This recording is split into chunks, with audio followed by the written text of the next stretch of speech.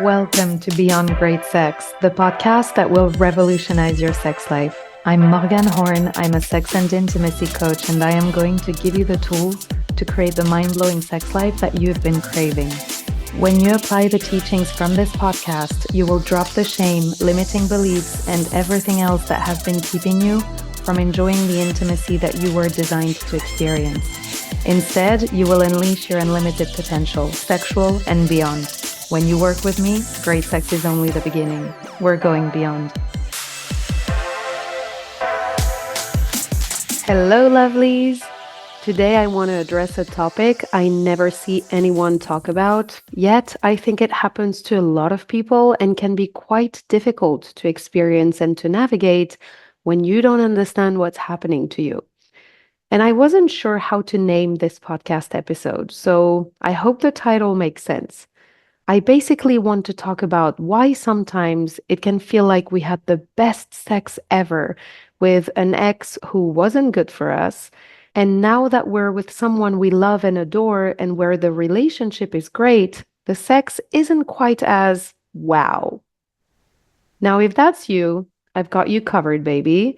I'm going to explain to you what is likely happening, and hopefully by the end of this episode, you'll have a completely different view on your relationship. Over the years, I have spoken to many women, and quite often I've heard a similar story where the sex was hot and heavy with the wrong guy or girl. You know, that relationship that was bad for you, where you didn't get the love and affection you were longing for and deserved. Perhaps your ex didn't want to commit, wasn't emotionally available. Perhaps they were even abusive in some way, but the sex was intense.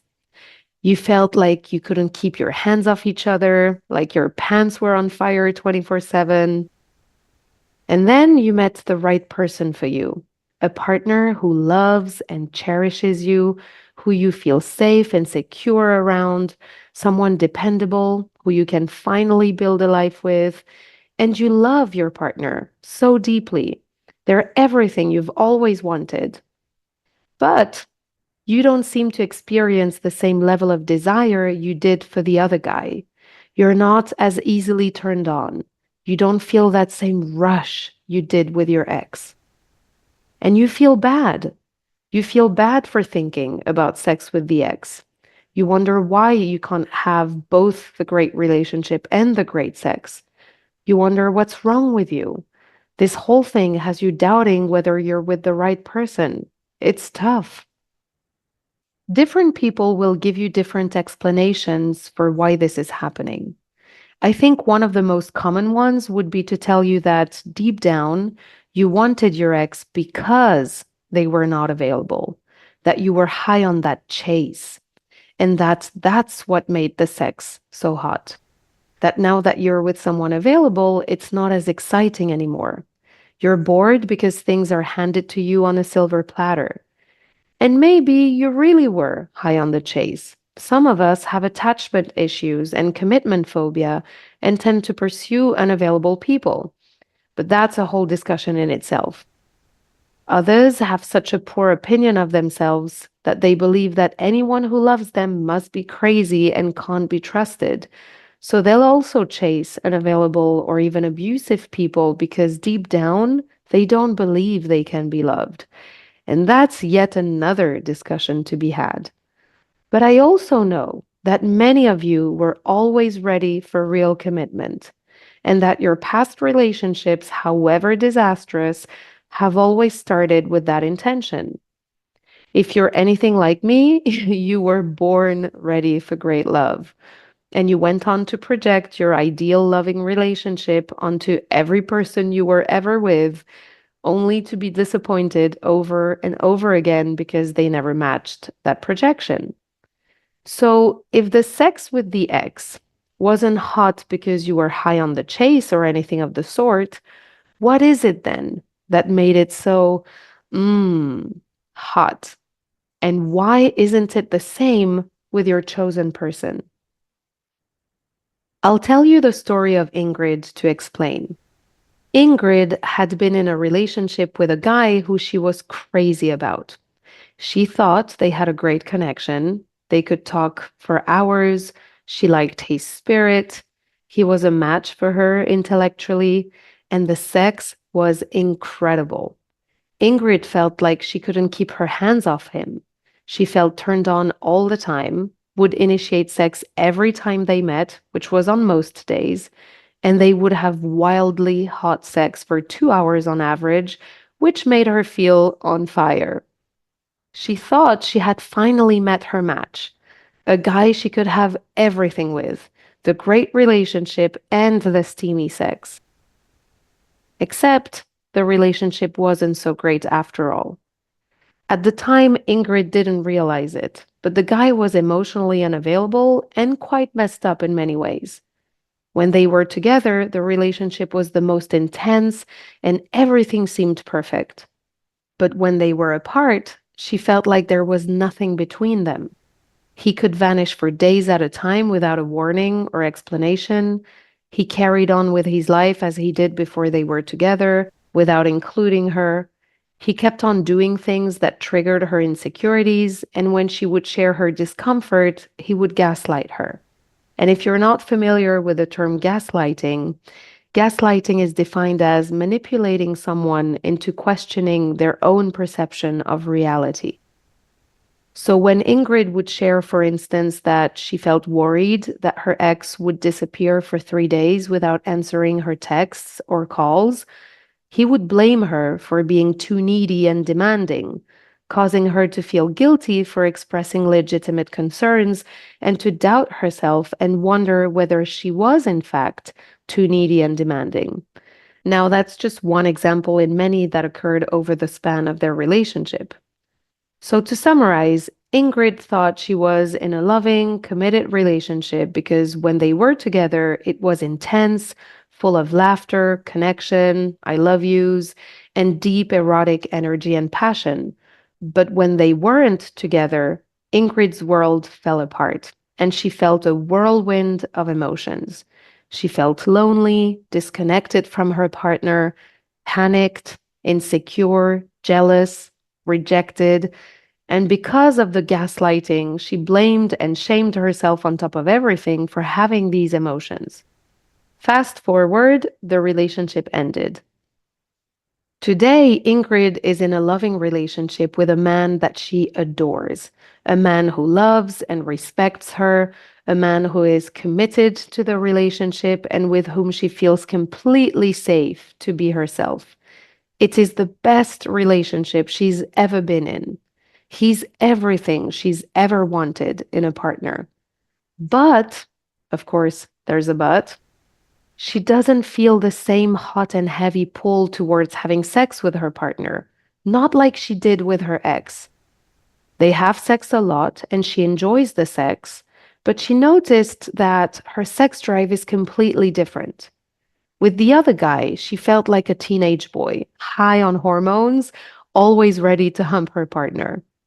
With her current partner, she sometimes feels turned on and initiates sex out of the blue, but other times she doesn't feel desire until intimacy has already started. And this bothered her. She started to wonder what was wrong with her current relationship. Why didn't she feel the same excitement she did with her ex? Her ex was bad for her and did more damage than good, yet this guy is quote unquote perfect. She couldn't be happier. So, why does it feel less passionate, less intense? Was this a sign that he isn't the right guy after all? She wondered. And this made her feel guilty and desperate. Now, let me tell you what I told Ingrid. Are you ready? Because this stuff is pure gold, babes. Okay. The dynamics of Ingrid's current relationship are such that her sexuality with her current partner cannot look the same it did with her ex. With the ex, there was no emotional safety outside of sex. Sex was the only place where Ingrid found safety with him, unconsciously, because sex is where she felt they connected. So it created high stakes, which fueled her desire. Now, just for the record, most of the time, a lack of emotional safety will kill your sex drive. That's because a lack of safety, physical or emotional, will trigger your nervous system's emergency response. When your brain perceives a threat, it goes into emergency mode and your body cannot relax and feel desire. And for a more detailed explanation on this, please listen to episodes 15 and 16 of the podcast. I did two episodes called Safety is the New Sexy, Part 1 and 2, where I go into much detail about this. So, back to what we were saying, generally, a lack of emotional safety will kill your libido, but sometimes it can fuel it and give you the impression that you have a lot of spontaneous desire. Spontaneous desire being desire that happens in anticipation of pleasure, as opposed to responsive desire that happens in response to pleasure. So, this is the difference Ingrid described when she compared sex with the ex and with her current partner. With her ex, she felt a lot of spontaneous desire, meaning she wanted to have sex with him out of the blue most of the time. With her current partner, she sometimes experiences spontaneous desire, but other times she doesn't feel desire for sex until intimacy has already started, meaning her desire only kicks in once they start kissing, touching each other in response to pleasure. That's responsive desire. Now, here's the reason behind this different expression of desire. From a nervous system point of view, with her ex, Ingrid was constantly on alert. Her emergency response was constantly activated because she didn't feel emotionally safe. Remember, she felt lonely, disconnected from her partner, panicked, insecure, jealous, rejected, with an added layer of blame and shame because he completely disregarded her feelings. Sex was the only place where she felt truly connected to him, which made her feel safe. And that activated the safety/slash relaxation response of her nervous system. And so sex became a matter of survival to Ingrid's brain because it associated sex with safety. So her brain craved it. That's why she had the feeling of being on fire 24/7. Her brain was actively seeking safety through sex. And one thing I should mention is that brains are wired to seek safety and avoid danger. Safety will always be a priority to your brain. With Ingrid's current partner, there is so much love, connection, and safety outside of sex already that the stakes are low. Ingrid's brain doesn't crave sex as a matter of survival. There are higher stakes and priorities elsewhere, higher threats, emergencies that her brain directs its energy towards. And that translates into less spontaneous desire and more responsive desire instead. Sex is no longer the top priority for her brain. Isn't that fascinating, though? And before she knew what I have just explained, Ingrid freaked out and wondered what was wrong with her relationship for having less sex drive. But now she gets to be grateful. She realized that she's in the best relationship, and she started to explore different ways of sparking her desire that she never got to explore before. This even gave her an opportunity to learn about herself. For instance, she realized that sometimes she's not turned on, but she craves connection. And she knows that connecting through sex is the deepest for her. So she decides to initiate sex although she doesn't feel turned on yet.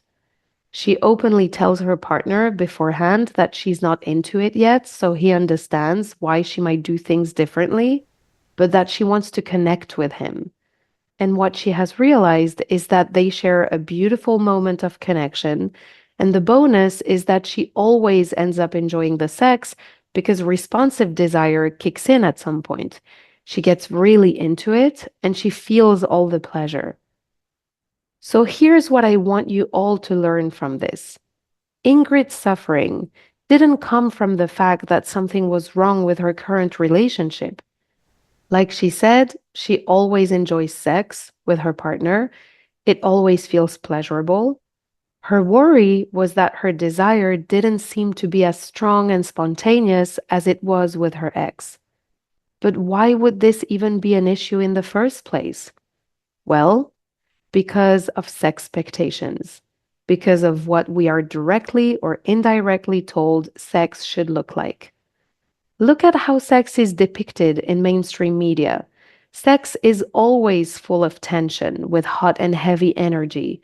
Characters are always either fighting for their life, on the brink of a breakup, about to lose one another, or going through something intense before they take their clothes off out of the blue and have hot and steamy sex. That's because to keep the viewer entertained, there has to be high stakes. Otherwise, the movie just looks like your average person's life, and who wants to watch that? The recipe to sell movies is high stakes, tension, strong emotions. But in real life, we want low stakes. We don't want to be on an emotional roller coaster. It's exhausting and also not sustainable. So, if Ingrid hadn't had the expectation that sex was supposed to look like you can't keep your hands off each other to be great, because that's what she always saw on TV, she wouldn't even have been bothered by the fact that her desire is less immediate with her current partner. Because we kept talking about it. And beyond this desire difference, Ingrid didn't think that the sex was better with the ex. In fact, with her current partner, things are great and intense in a whole different way. There is so much depth to the relationship that the sex also feels deeper. She feels comfortable being seen in ways she's never felt safe with the other guy. They look into each other's eyes and go places she's never been before. She's able to explore letting go to a whole new level, and she knows that their erotic connection will keep evolving and growing over time. So, the bottom line here is that being in a loving and safe relationship can sometimes, not always, but sometimes, mean less hot and heavy sexual desire, but it doesn't have to be a problem. I would encourage you to remember a few things. Number one, focus on pleasure, not desire. Long term couples most often naturally move into more responsive desire anyway, even the ones that had a lot of spontaneous desire to begin with. That's because a process called habituation happens in the brain, and novelty, which causes excitement and provokes spontaneous desire, wears off over time. Totally natural process that happens to a majority of couples, like I said. So desire doesn't really matter at the end of the day. Spontaneous, responsive. What matters is that you enjoy the sex you're having. Also, when you think about it, desire isn't always positive. Sometimes desire can be unpleasant. When you crave something you can't have, it doesn't feel good. Pleasure, on the other hand, is always pleasurable, unless you shame yourself afterwards or something, but that's yet another discussion. So, pleasure be the measure. Number two, remember the only reason you think the expression of your desire is a problem is because of how sex and desire has been portrayed to you. But movies need high stakes to keep the viewer entertained. In real life, we want low stakes. Number three, that hot and heavy energy wasn't going to last anyway. Not only your brain would have gone into habituation and novelty would have worn off eventually, but also the dynamic you had in your previous relationship was not sustainable because spontaneous desire was maybe there, but your non negotiables were unfulfilled, or you'd still be together. Which leads me to my fourth and final point. Look at your relationship overall and what you get. Is your overall satisfaction higher with your current partner?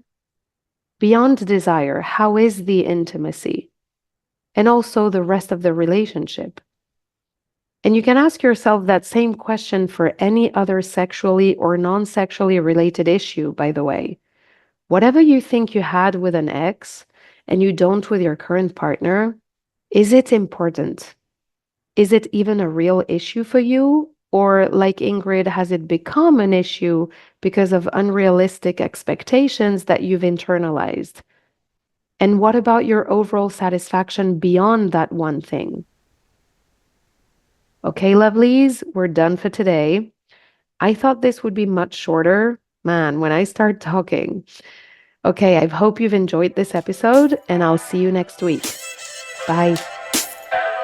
If you have loved this episode, please add a rating, write a review, and share it around to help spread the word to all the women out there who need to hear this. I am so grateful for you listening. And if you are ready to take this work deeper, book your discovery session with me at www.morganhorn.com. That is morganehorn.com. We will explore any issue you would like help with, and you will learn all about my coaching program so you can get started on creating the sex life of your wildest dreams. I will see you there.